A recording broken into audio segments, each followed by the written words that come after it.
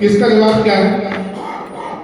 वो आंसर तो ले लेगा, लेकिन उस आंसर के सही होने की कितनी परसेंट श्योरिटी है?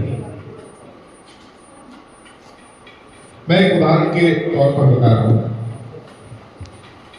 किसी बच्चे ने चैट जीपीटी पे सेल लिखा, सेल, एक्सप्लेन सेल। अब बताइए चैट जीपीटी क्या जवाब देगा? अब उसको नहीं पता है कि कौन सा सेल पूछा है? बहुत सारे सेल। अगर वो मैंने करके देखा है, मैं आपको अब प्रैक्टिकल मैंने सेल डाला तो सबसे मैंने लिखा जीवन की इकाई है सेल। फिर उसने बढ़िया कोशिकाओं के बारे में पूरा सब डिटेल, फिगर, ये सब वो डिटेल समझा दी। हमें चाहिए था बैटरी वाला सेल। तो ये चीज उस एआई को नहीं पता है।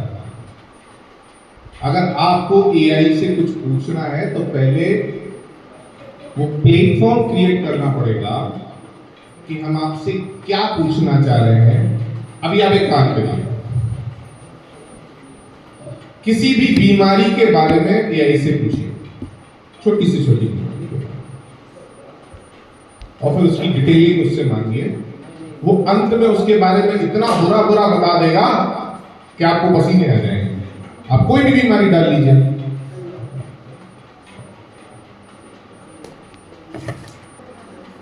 उसके पास इंफॉर्मेशन तो है, कितनी देनी है, क्या देना है, क्या नहीं देना है, ये उसे नहीं पता। अभी रिसेंटली एक, अगर आप लोग रील तो सभी देखते हैं, प्रोफेसर एचसी वर्मा सर का एक बहुत इंपॉर्टेंट रील वायरल हुआ था। उस रील में प्रोफेसर वर्मा जी कहते हैं कि उनसे पूछा गया, किसी ने पॉडकास्ट में पूछा कि साहब, अगर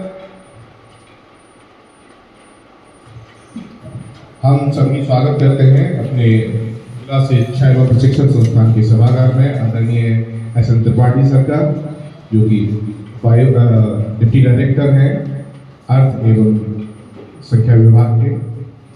ये हमारे लिए बड़े गौरव का विषय है कि आपका उपस्थिति और आपका मार्गदर्शन आज हमें प्राप्त होगा। एक बार जोरदार करतल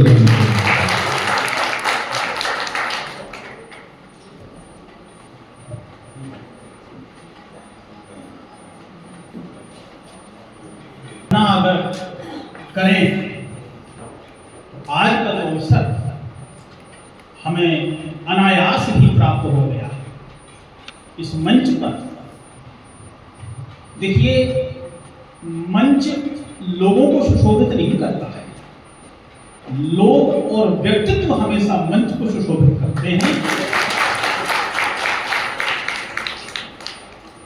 अभी तक इस मंच पर आपके साथी बैठे हुए थे, लेकिन आज एक ऐसे मार्गदर्शक हमारे बीच में उपस्थित हुए जिनके बारे में अगर मैं बताना चाहूं साथियों तो संध्या काल हो जाएगा।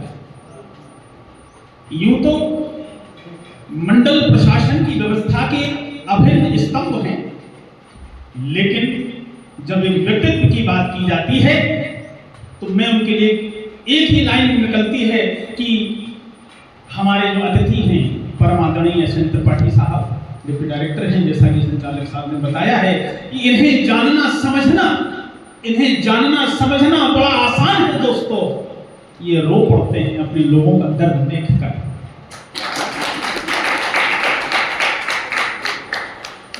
चाहे झांसी मंडल के विकास कार्य हों, पर्यटन से जुड़ी समस्याएं हों, स्वच्छता से संबंधित लोगों की समस्याएं हों, चाहे किसी इंजीनियरिंग कॉलेज की समस्या हो या मंडल के किसी दूरस्थ ब्लॉक के दूरस्थ विद्यालय में बैठे हुए किसी साधारण शिक्षक की समस्या हो, दोनों को समान रूप से हैंडल करने वाले आदरणीय एस.एन. त्रिपाठी साहब हमारे बीच में मौजूद हैं। जब बात आती है कि किस प्रकार से मंडल को सुशोभित किया जाए, तो चाहे मंत्री हो, चाहे मंडल आयुक्त महोदय हो, चाहे जिलाधिकारी महोदय हो, उनकी सभा में अगर आपकी उपस्थिति नहीं है साथियों, तो मैं मानता हूं कि वो सभा संपूर्ण नहीं होती है, क्योंकि आपके विचार, आपके उद्गार, आपका सुझाव, आपका प्रबंधन और आपका काम करने का जो तरीका है वो आत्म केंद्रित नहीं है साथियों, वो पब्लिक केंद्रित है, पब्लिक सेंटर है कि हमें भले ही कष्ट हो, लेकिन हमारे कष्ट में आने से अगर हमारे मंडल के वासियों, हमारे क्षेत्र के वासियों को आराम अगर मिल रहा है तो निश्चय ही मेरा काम करना सार्थक हुआ। ये वचन मेरे नहीं, श्रीमान एस.एन. त्रिपाठी जी के हैं। एक बार जोरदार करता हूं हमारे कार्यक्रम के आज के मुख्य अतिथि। और मैं विलंब न लेते हुए मैं आदरणीय साहू सर से, सुनील जी से मैं आग्रह करूंगा कि हमारे डिप्टी डायरेक्टर साहब को एक बुके देकर के उनका अभिनंदन करें। एक बार जोरदार तालियां बजती रहनी चाहिए साथी। बहुत बहुत आभार। निश्चय ही वो समय का हम सब लोग इंतजार करेंगे जब सर के आशीर्वचनों से हम सभी लोग आच्छादित होंगे। उसका देखिए, कोई भी चीज अच्छी हो, जैसे दूध से जब मावा बनाना पड़ता है साथियों, तो 1 घंटे का इंतजार तो आपको करना ही पड़ेगा। अगर इंद्रधनुष देखना है तो बारिश का इंतजार करना पड़ेगा। तो इंद्रधनुष के पहले आइए हम बारिश का आनंद लें। पुनः आवाज देते हैं डॉक्टर प्रजीत दीक्षित जी को। डॉक्टर रावत जी, तो हम लोग जो चर्चा कर रहे थे कि रिसेंटली एक पॉडकास्ट में प्रोफेसर एस.सी. वर्मा सर से एक प्रश्न पूछा गया कि सर, जो ये एआई जनित शिक्षा आज की डेट में आ रही है, ये कहीं ना कहीं एक शिक्षक को प्रतिस्थापित करने का कार्य कर रही है। हर स्टूडेंट एआई के माध्यम से सारी जानकारियां प्राप्त कर लेता है और वो शिक्षक से दूर होता चला जाता है। तो उसका जवाब जब मैंने सुना तो हम लोग के लिए बड़ा एक अच्छा रास्ता देता है। उनका कहना यह था कि मैं 10 प्रश्न बना के दे रहा हूं आज की डेट में, और उन 10 प्रश्नों में से एक भी प्रश्न का जवाब अगर चैट जीपीटी या गूगल जेमिनी दे दे, 10 में से किसी एक का भी जवाब अगर चैट जीपीटी या गूगल जेमिनी दे दे, तो मैं आज से पढ़ाना छोड़ दूंगा। कारण भी उसका स्पष्ट है कि एआई कि जितने भी प्लेटफॉर्म हैं उनका अपना एक डेटाबेस है, और वो डेटाबेस से वो सारे इंफॉर्मेशन को कलेक्ट करके आपको उसका जवाब देते हैं।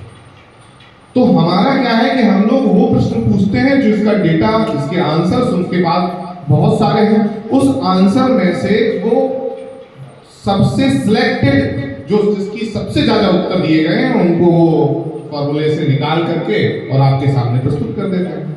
अब वो कहते हैं कि आप ट्राई करिए, एक ऐसा प्रश्न बनाइए जो पहले कभी पूछा नहीं गया, जिसका उत्तर कभी किसी ने दिया नहीं है, और वो प्रश्न जब आप एआई से पूछेंगे तो उसके पास उसका कोई जवाब नहीं मिलेगा, क्योंकि उसके डेटाबेस में उसका आंसर पहले से मौजूद नहीं है। आप टेस्ट करिए कि एक ही प्रश्न के ऑब्जेक्टिव क्वेश्चन है, ट्रू फॉल्स वाला क्वेश्चन है, आप 1000 बार उसका उत्तर यस दीजिए और 1000 बार उसका उत्तर नो दीजिए, फिर उससे वही प्रश्न पूछिए, वो आपको जवाब नहीं दे पाएगा। क्यों? क्योंकि वो क्या करेगा, वो दोनों आंसर्स को खोजेगा, ट्रू आंसर्स को भी खोजेगा, फॉल्स को भी खोजेगा, और देखेगा कि दोनों बराबर है। तो वो खुद निर्णय लेने में अक्षम हो जाएगा कि हम इसका जवाब सही दें या गलत। मैंने एक ही प्रश्न को अलग अलग प्लेटफॉर्म पर, chat GPT, Google Gemini, perplexity, एक ही प्रश्न को अलग अलग प्लेटफॉर्म पर जब सर्च किया तो सबने अलग अलग जवाब दिए। इसका मतलब है कि सबके डेटाबेस अलग अलग है। तो कहने का मतलब यह है कि एक शिक्षक का काम सिर्फ जवाब देना नहीं है जो एआई कर रहा है।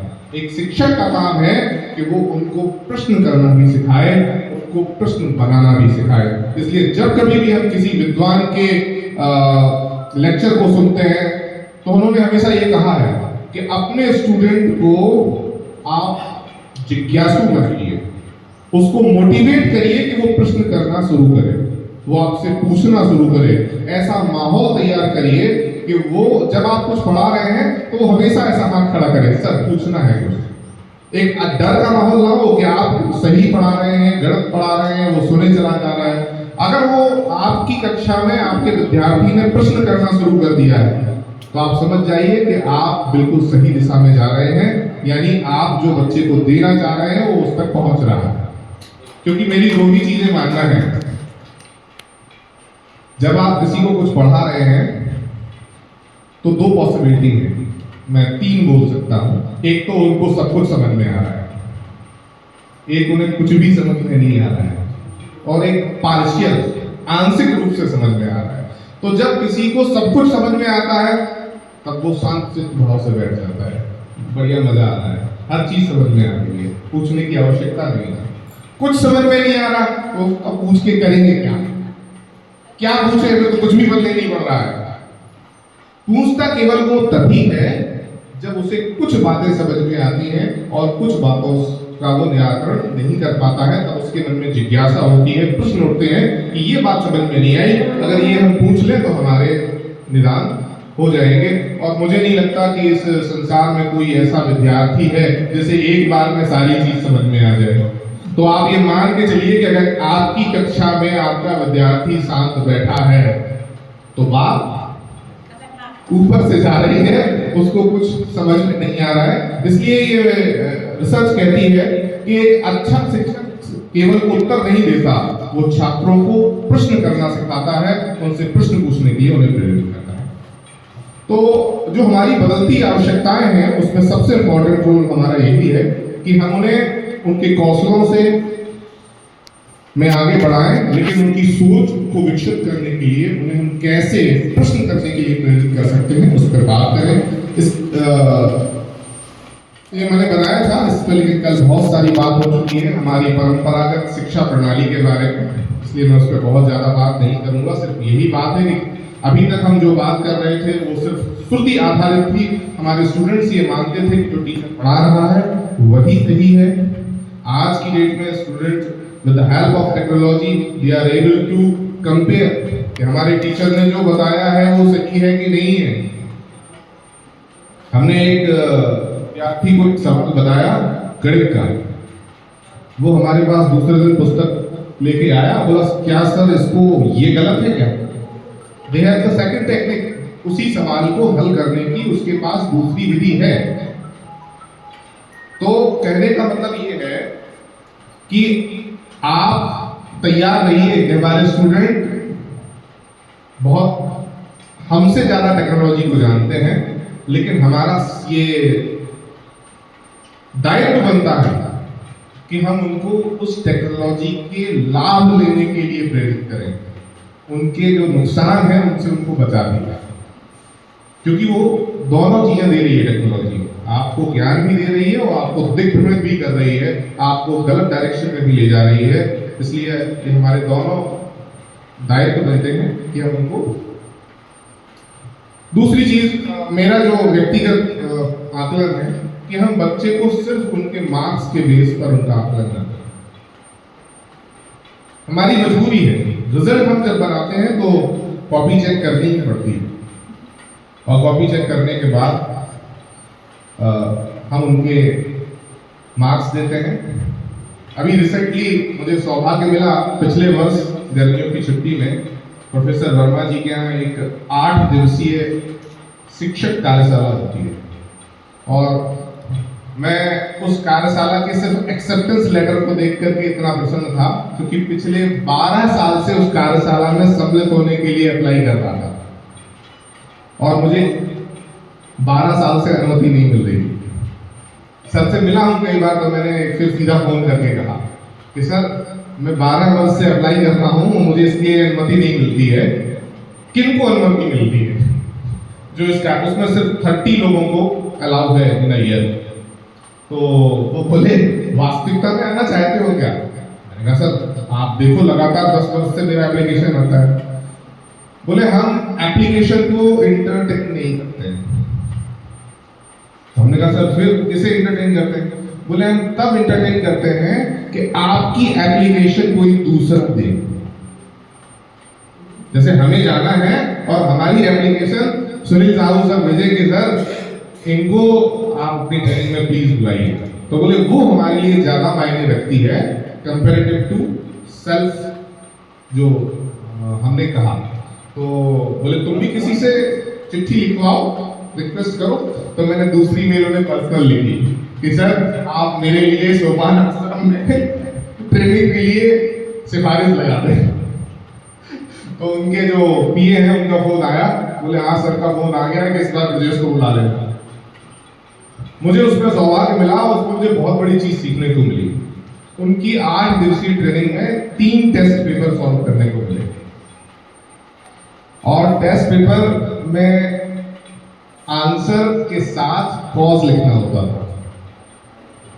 पहली चीज क्या थी, उस टेस्ट पेपर पर स्क्रीन पर ऐसे क्वेश्चन आता था, बहुत सिंपल सा क्वेश्चन होता था, उसमें 4 ऑप्शन लिखे होते थे।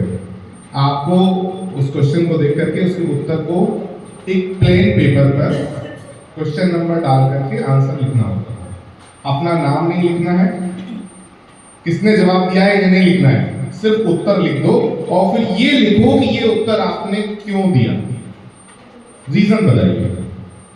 और 5 मिनट का समय रहता था, वो 30 लोग जो हम लोग बैठे होते थे उसका जवाब देते थे, फिर नेक्स्ट क्वेश्चन आता था, फिर अगला पेज मिलता था। और आप विश्वास नहीं करेंगे, 25 क्वेश्चंस के उत्तर जब हम लोगों ने दिए तो अगले दिन का था कि सर आंसर डिस्कस करेंगे। पूरा दिन सर आंसर डिस्कस हुआ और उसमें हाईएस्ट आंसर सही थे 9 आंसर्स। और उस जो 30 लोगों की जो गैदरिंग थी उसमें प्रोफेसर्स भी थे, उसमें इंटर कॉलेज के टीचर्स भी थे। आप सोचो कि क्या इतने कठिन सर प्रश्न पूछते होंगे?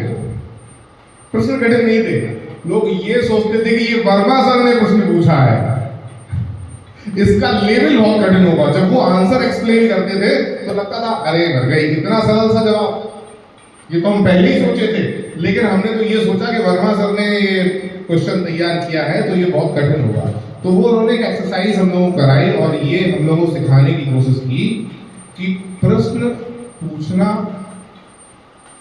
ये बहुत कला का विषय है। और उन्होंने उसके बाद हम लोगों को एक दिन 5-5 क्वेश्चन बना के लाने के लिए कहा और हम लोगों के प्रश्नों में कमियां निकाली कि आपके प्रश्न में क्या कमी है, अच्छा प्रश्न क्या होता है, ये हम लोगों को उन्होंने टेक्निक्स सिखाई।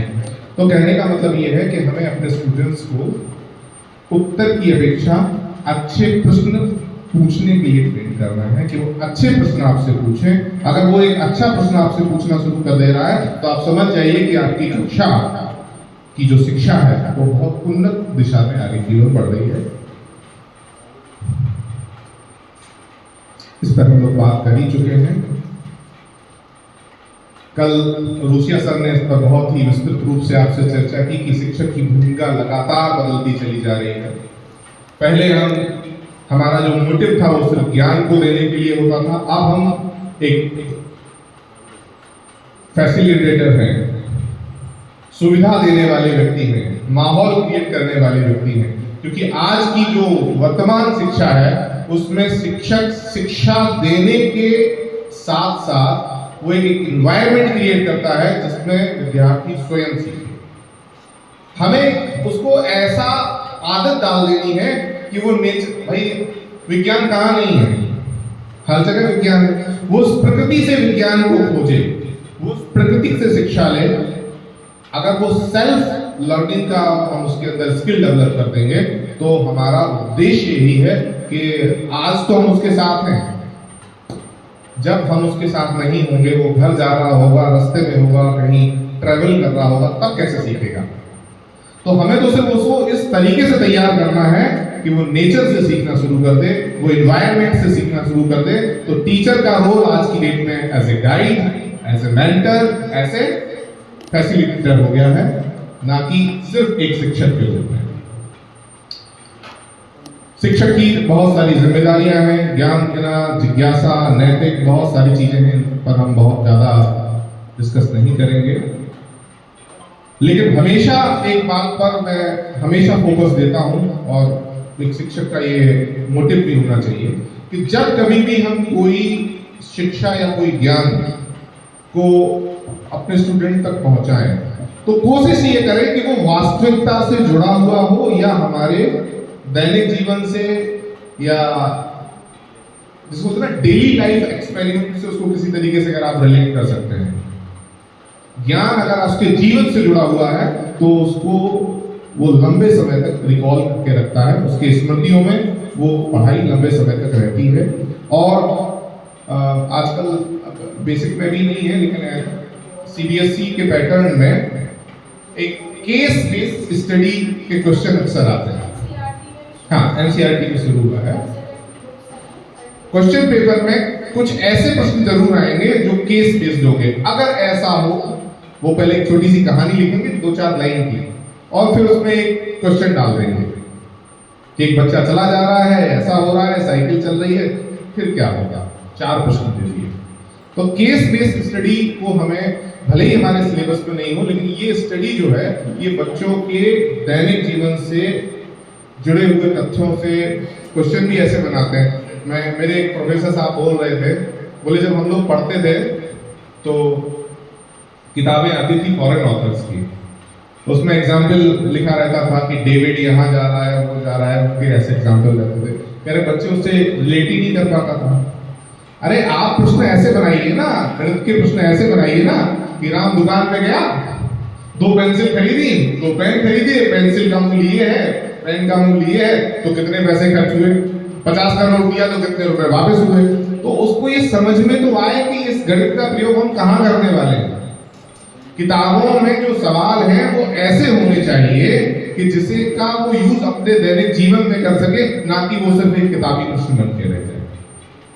तो हमें अगर नई पुस्तक में मिल रहा है तो हमें इस तरीके के जो है क्वेश्चंस क्रिएट करने चाहिए।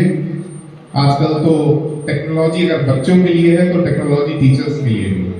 हम उन टेक्नोलॉजीज का हेल्प करके बहुत सारे क्विज, बहुत सारे क्वेश्चंस, बहुत सारी चीजें डिजाइन कर सकते हैं, वर्क क्लासेस ले सकते हैं, ऑनलाइन प्लेटफॉर्म का भी यूज कर सकते हैं। कल सर समावेशी शिक्षा के बारे में बहुत सर ने डिटेल डिस्कस किया, इसलिए उस टॉपिक को मैं छोड़ रहा हूँ कि समावेशी शिक्षा का भी मूल्य आधारित शिक्षा, जो अभी मैम थोड़ी देर पहले बात कर रही थी, कि हम लोग एजुकेशन के साथ साथ नैतिक मूल्यों से दूर होते चले जाते हैं। आज की डेट में हमारे जो प्राइमरी में गुरुजी जिन्होंने हमें पढ़ाया होगा, अगर कहीं राह चलते मिल जाते हैं तो हम जाके चरण वंदन करते हैं। ऐसा कोई कंपलसरी तो नहीं है ना कि हमारा पुराना शिक्षक मिलेगा या हमारे बड़े मिलेंगे तो हमें उन्हें प्रणाम करना ही पड़ेगा।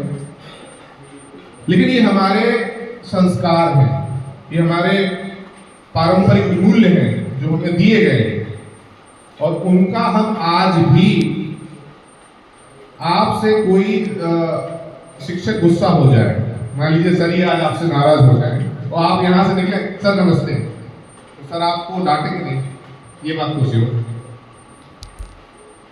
कोई आपसे प्रसन्न नहीं है, आप उससे जाकर के प्रणाम करेंगे तो वो आपको बदले में बड़ा होगा तो आशीर्वाद ही देगा, और अन्यथा नमस्ते तो कर ही लेगा आपसे। तो कहने का मतलब ये है कि जब आप नैतिक मूल्यों के प्रयोग को करते हैं तो उनके आने वाले जो प्रभाव हैं वो कभी नकारात्मक नहीं हो सकते, इसकी तो श्योरिटी है मेरे पास।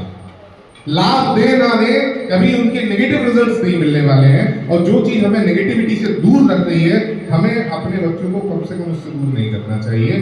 तो ये सबसे ज्यादा जरूरी है कि हम अपने बच्चों को शिक्षा के साथ साथ कितना उनके मूल्यों के साथ, और मूल्यों के साथ साथ क्यों शिक्षा दे रहे हैं।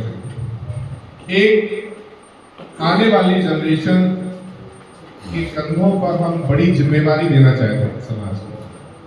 समाज के लिए उन्हें हम आगे बढ़ाना चाह रहे हैं। व्यक्तिगत विकास तो हर व्यक्ति का होना ही होना है, लेकिन वो अपने व्यक्तिगत विकास के साथ साथ समाज के विकास में भी अपना योगदान दे। लेकिन जब वो नैतिक मूल्यों से दूर होगा तो क्या होगा, सिर्फ अपनी सोचेगा, समाज के विकास के बारे में नहीं सोचेगा।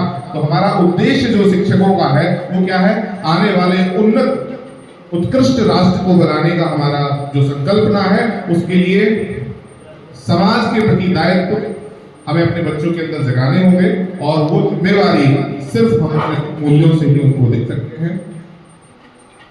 नैतिक मूल्यों के साथ साथ नेतृत्व की क्षमता का विकास करना, निर्णय लेने की क्षमता का विकास करना और समस्याओं के समाधान में वो किसी के सामने हाथ ना फैलाएं, यानी सेल्फ मोटिवेटेड होकर के वो अपनी समस्याओं का निदान स्वयं कर सके, इसके लिए उन्हें तैयार करना है। सिर्फ नॉलेज ट्रांसफर अब टीचर का काम नहीं है, हमें कंप्लीट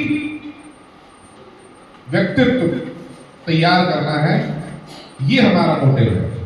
हम बोलते हैं ना कि हमने तो अपना सिलेबस पूरा करा दिया, तो शिक्षक का कोई निर्धारित सिलेबस है ही नहीं। वो तो परीक्षा का सिलेबस है कि आपको टेस्ट में क्या लेना है, लेकिन शिक्षक का सिलेबस तो बहुत वृहद है। जब तक वो पूर्ण रूपेण एक अच्छा नागरिक बन के देश की सेवा में तत्पर नहीं होगा, तब तक शिक्षक के नैतिक दायित्वों का निर्वहन नहीं होगा। तो बहुत सारी ऐसी चीजें हैं जिसमें घूम फिर के बात सिर्फ एक ही जगह आ जाती है, क्या इसके लिए शिक्षकों को प्रशिक्षण की आवश्यकता है? ये प्रश्न आपके लिए, क्या इन सब चीजों के लिए हमें किसी ट्रेनिंग की आवश्यकता है? ऑब्वियसली, क्योंकि हर कोई व्यक्ति हर किसी चीज में पारंगत हो, इसकी मैं एक्सेप्शनल होता है। बहुत से लोग कई चीजों में, डॉक्टर रावत यहाँ बैठे हुए थे, अभी चले गए, हिंदी में भी, अंग्रेजी में भी, संस्कृत में भी, साहित्य में भी। अभी आप गणित पढ़वा लो उनसे, ये तो हम लोग इसलिए बोलते हैं कि वो इनमें उनका प्रदर्शन हम सब देखते हैं।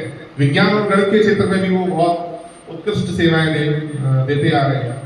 तो कुछ एक्सेप्शनल पर्सन्स हैं हमारे बीच में भी, लेकिन मैं बोलूं मैं फिजिक्स पढ़ाता हूं, मैं मैथ भी पढ़ा दूंगा, लेकिन मुझसे आप कहो कि संस्कृत पढ़ा दो तो मैं थोड़ा सा हाथ खड़े कर दूंगा। ऐसा नहीं आता नहीं है, आती है, लेकिन पढ़ाने के नाम पर मैं थोड़ी सी ये लगेगा कि कहीं मुझसे कोई गलती ना हो जाए। तो एक शिक्षक जो है वो इतना आदर्श व्यक्तित्व है कि लोग, मैंने बोला भी होगा कि लोग शिक्षक से गलतियों की अपेक्षा नहीं करते। बोलते आपकी किसी समाज में किसी से लड़ाई हो जाए तो आदमी आपके आगे नहीं बोलेगा अरे मास्टर साहब आप, वो तो मूर्ख है, आप क्यों लड़ गए? क्यों? टीचर नहीं कर सकता क्या? वो कहते हैं भाई शिक्षक के लिए हमने बोल दिया गुरु ब्रह्मा गुरु विष्णु गुरुदेवो महेश्वरा गुरु साक्षात पर ब्रह्म तस्मै श्री गुरुवे नमः। आप तो भगवान हैं और भगवान कभी गलती नहीं करता, इसलिए आप अपने आप को प्राउड फील कीजिए कि you are teacher, you are noble personality. आप इस समाज के सबसे नोबल व्यक्तित्व में से एक हैं, और जब आप नोबल हैं, आदर्श हैं, तो आपसे गलती की अपेक्षाएं समाज नहीं रखता है। इसलिए शिक्षक गलती नहीं कर सकता, और इस बात को हमें गर्व भी करना चाहिए, तो साथ में इसके लिए तैयार भी रहना चाहिए कहीं गलती से भी हमसे कोई गलत चीज ना हो जाए। तो इसके लिए हमें ट्रेनिंग की जरूरत है, अपने आप के स्किल्स को लगातार इंप्रूव करते रहें। अगर स्किल इंप्रूव रहेंगे, क्योंकि एक अच्छा शिक्षक वही है जो हमेशा एक विद्यार्थी है। शिक्षक हमेशा एक स्टूडेंट होता है, अगर जिस दिन उसने सीखना बंद कर दिया उस दिन मान लीजिए कि वो शिक्षक नहीं रहेगा। इसलिए लगातार अगर आपको अपनी शिक्षक की गरिमा बनाए रखनी है, मैं ये नहीं कहता कि वो ट्रेनिंग में आके ही सीखे, वो पढ़ के सीखे, वो टेक्नोलॉजी से सीखे, लेकिन ये मेरा व्यक्तिगत मानना है कि सबसे ज्यादा ज्ञानार्जन इंटरेक्शन से होता है। अगर इंटरेक्शन आपको करना है तो किन से करेंगे? गांव के बरेदी से तो जाके बात करेंगे नहीं, राह चलते व्यक्ति से तो आप बात करेंगे नहीं। कहते नहीं हमें एक इंटेलेक्चुअल विद्वान लोगों की सभा में अगर आप बैठे हैं, अगर पढ़े लिखे लोग बैठे होंगे ना, तो माहौल भी, सभा उसी को बोलते हैं, सदन उसी को बोलते हैं जहां विद्वान लोग बैठे हैं। तो विद्वान लोगों की सभा में अगर आप इंटरेक्शन कर रहे हैं, एक दूसरे से प्रश्न कर रहे हैं, उससे बड़ा ज्ञानार्जन का साधन कोई दूसरा नहीं हो सकता। मैं वो चौपाई भूल गया, तुलसीदास जी भी लिखते हैं कि वो बड़े भाग्य से आपको विद्वान लोगों की संगति प्राप्त होती है।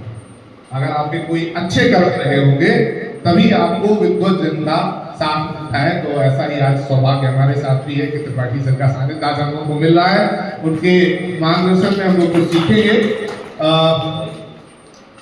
ये सब हम बात कर चुके हैं, कल भी बहुत सारी चर्चा हुई, इसलिए इसके बारे में मैं बहुत ज्यादा डिस्कशन नहीं करूंगा। लगातार तकनीकी में बदलाव आता चला जा रहा है, सीखने सिखाने की तकनीक बदल रही है, तो हमें भी उनके हिसाब से अपने आप को तैयार रखना चाहिए। नई शिक्षण विधियां आ रही है।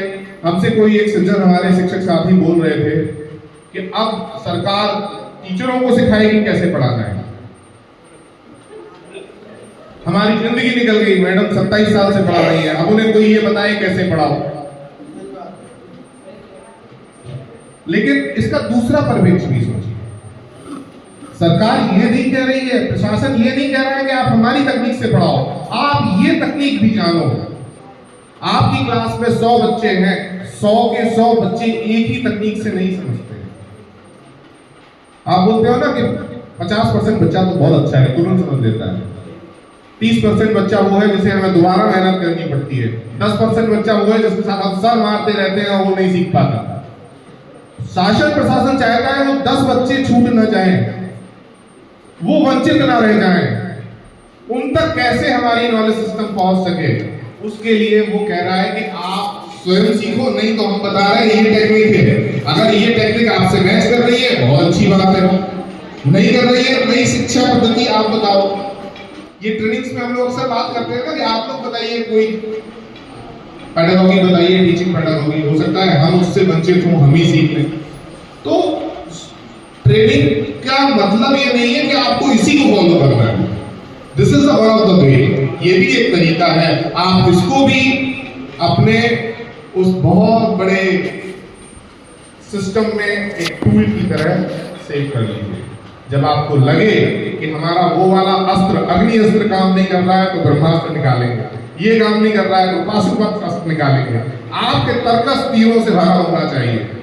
ये नहीं चलेगा तो ये चलेगा, ये नहीं चलेगा, हमारे पास तीरों की कमी नहीं है।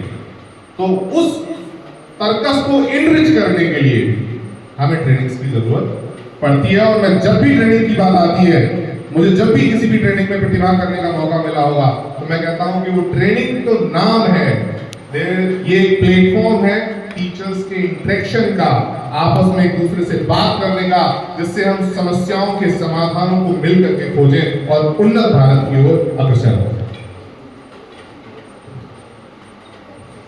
मुझे जो लगता है, मैंने पूरे अपने टॉपिक को इन 5 चीजों में समाहित करने का प्रयास किया है कि हमें क्या करना चाहिए। This is my perception. हो सकता है जूम, अच्छा जूम, ये 5 बिंदु हैं जो मुझे लगता है कि 5 की पॉइंट्स। पहला, जिज्ञासा को हमेशा प्रोत्साहित करना, बच्चों के अंदर जिज्ञासा बनी रहे, ये हमारा प्रथम ध्येय है। क्योंकि अगर बच्चा जिज्ञासु होगा तभी हम आगे की चीजों को क्रियान्वित कर पाएंगे। दूसरा, शिक्षा को जितना रोचक बनाएंगे उतना नॉलेज ट्रांसफॉर्मेशन इजी होगा, है ना। कहते हैं वो सर बहुत अच्छी कहानियों में सिखा देते हैं, तो रोचकता बहुत जरूरी है। कहते हैं कि गणित विषय बहुत नीरस है। क्यों बच्चों को कठिन लगता है? गणित से बच्चे सबसे ज्यादा भागते हैं। क्यों? क्योंकि उन्हें नीरस लगता है। हम उसमें अगर थोड़ा सा रस मिला दें, रोचक बना दें, डेली लाइफ से जोड़ दें, तो हम बच्चों के लिए बहुत ज्यादा फायदेमंद होगा।